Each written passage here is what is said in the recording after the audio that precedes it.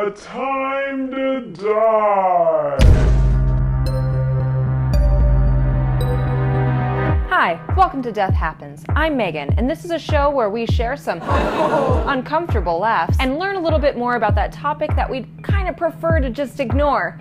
Death. Today I'm ruining my favorite time of year with some horrific backyard summer barbecue stories. I'm one of those people who on most days would prefer to be hot over being cold. It might have something to do with the fact that I live in Montana and we only get to be hot like 2 months out of the year. I'm gonna enjoy it. I'd rather not think about all the dangers of heat or getting too much sunlight or how it's possible to simultaneously get a concussion and choke while eating a hot dog on a slip and slide.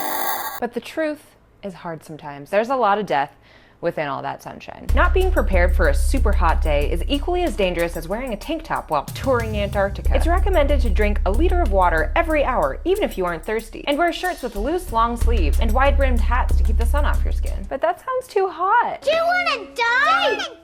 Okay. I'm gonna live a long time. But seriously, if you experience things like really dry red skin, fast heart rate, trouble breathing, confusion, and passing out, then you probably are either on your way or already have heat stroke, and you need to get to a hospital immediately. And before you get to the hospital, why don't you splash some cold water on your face and down your throat?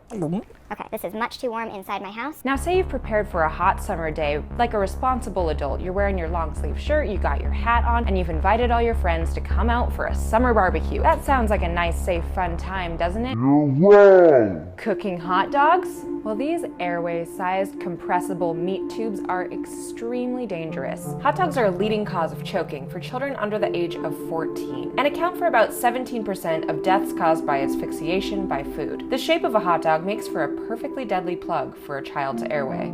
All right, so you cook hamburgers instead, sure. But now, a thunderstorm's rolling in. Let's take this party inside, right? No. In 2015, a man was found dead in his apartment after accidentally poisoning himself with carbon monoxide after trying to grill dinner inside of his living room on 3 disposable barbecues. He was drunk, might I add, because I get the appeal. A beer and a barbecue inside the comfort of your own home sounds wonderful. Who knew it wouldn't be such a good time? Well, now he found out for all of us. Okay, now you know not to bring your barbecue party inside, so you keep it outside with plenty of water, no hot dogs in the mix, but guess what? You're still gonna have to clean your grill, and I guess that can be dangerous too? In 2015, the same year as our poor living room man, a woman in Connecticut was rushed to the hospital after complaining to her husband about a very sharp and unusual pain in her stomach. What she was feeling that was making her so uncomfortable, turns out it was the wire from a barbecue brush inside of her digestive tract. It got there after she ate it inside a hamburger because the hamburger, it got stuck inside the hamburger. Does that make sense? Are you understanding this?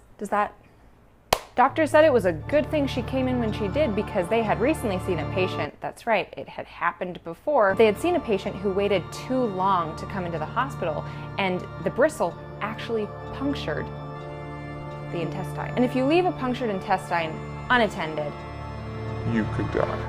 so how about that?